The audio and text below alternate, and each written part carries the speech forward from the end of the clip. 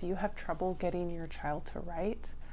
Or do your students always moan and groan when you say it's writing time? Let's talk about some ideas to help motivate children to write.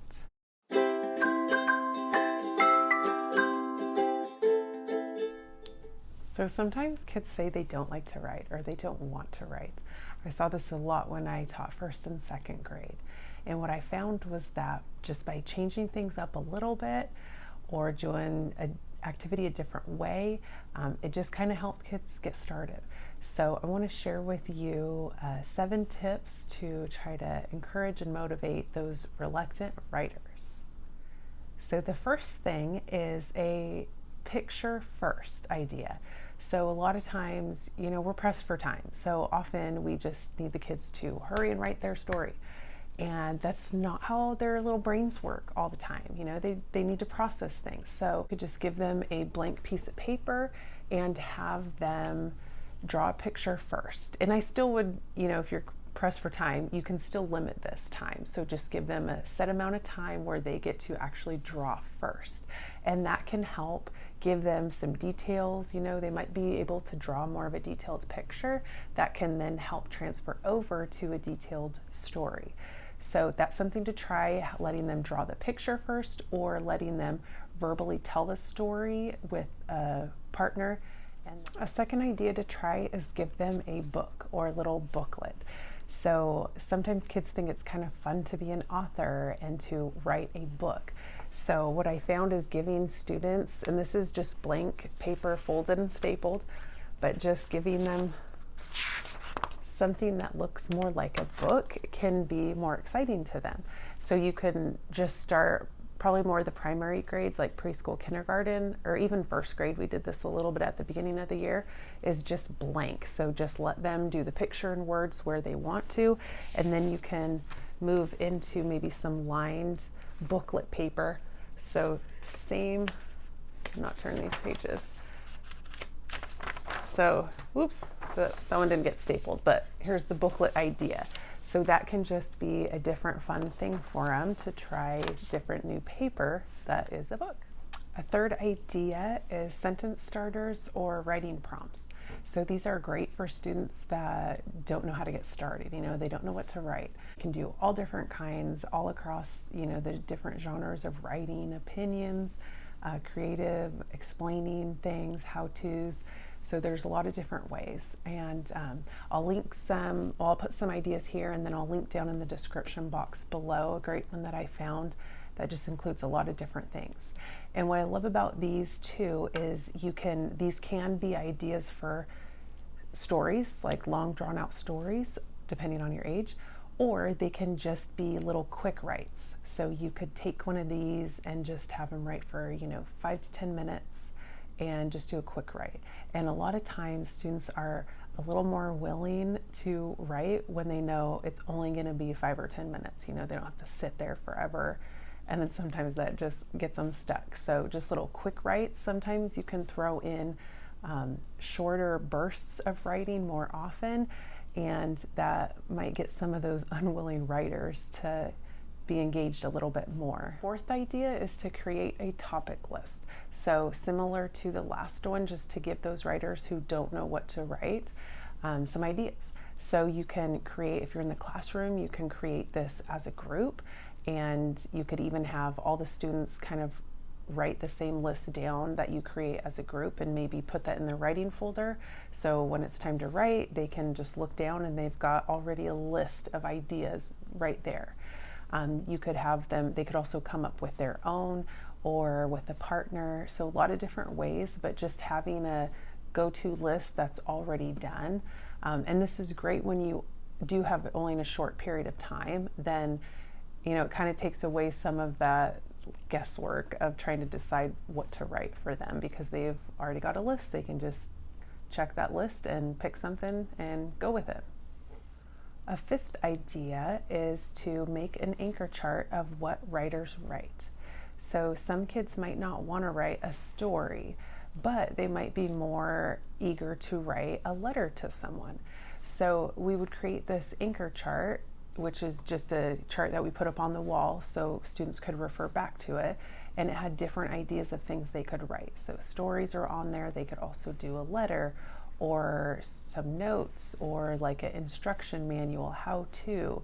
So some kids will be more excited about different kinds of writing, and so this just gives them an idea of what else they could write.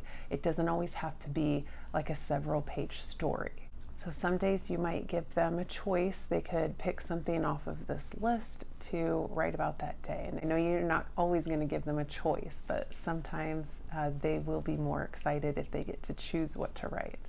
The sixth idea is to use graphic organizers or thinking maps. And these can really help students organize their thinking, hence the name.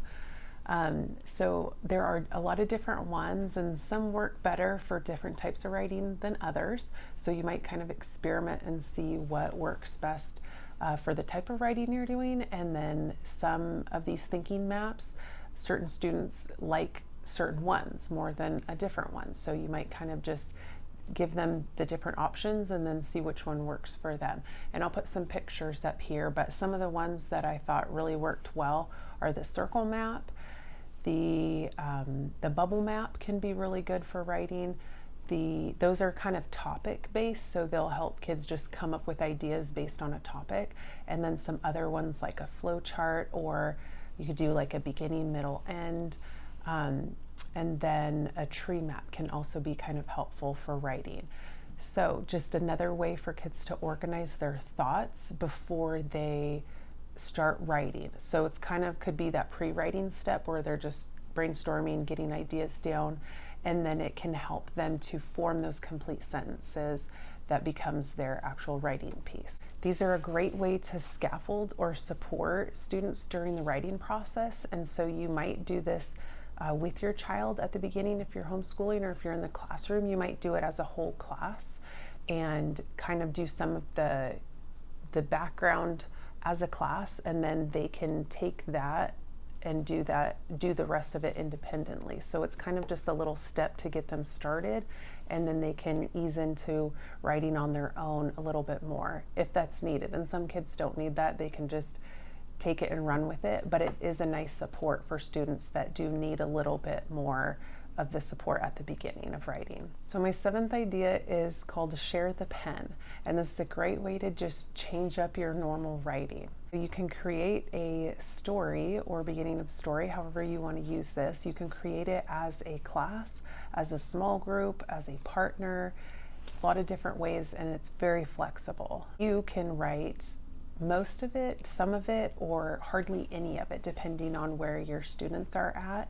You know, in preschool, you might be doing most of the writing, and maybe a couple students come up and just write a letter as they share the pen.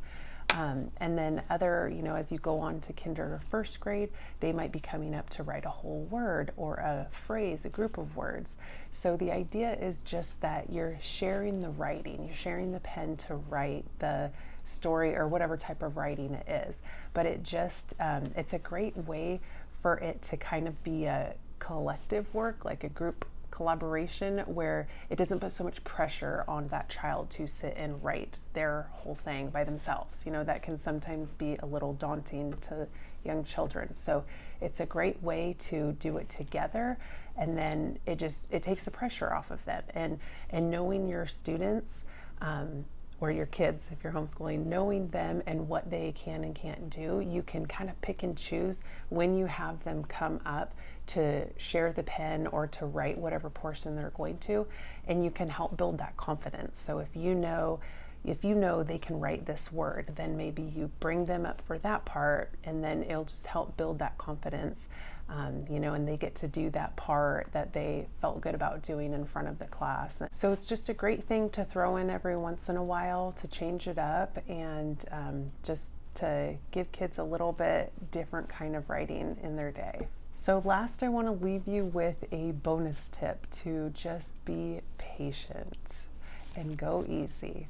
I know it's hard and we get wrapped up because whether we're homeschooling or in the classroom, we've got time constraints and we just want the kids to write.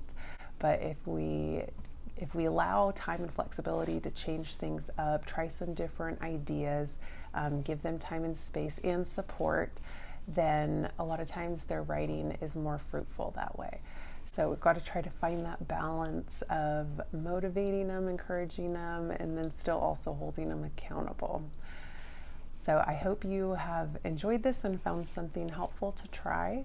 If so, you can like this video, subscribe to the channel, and check out some of our other videos on math, reading, and writing ideas for your kids.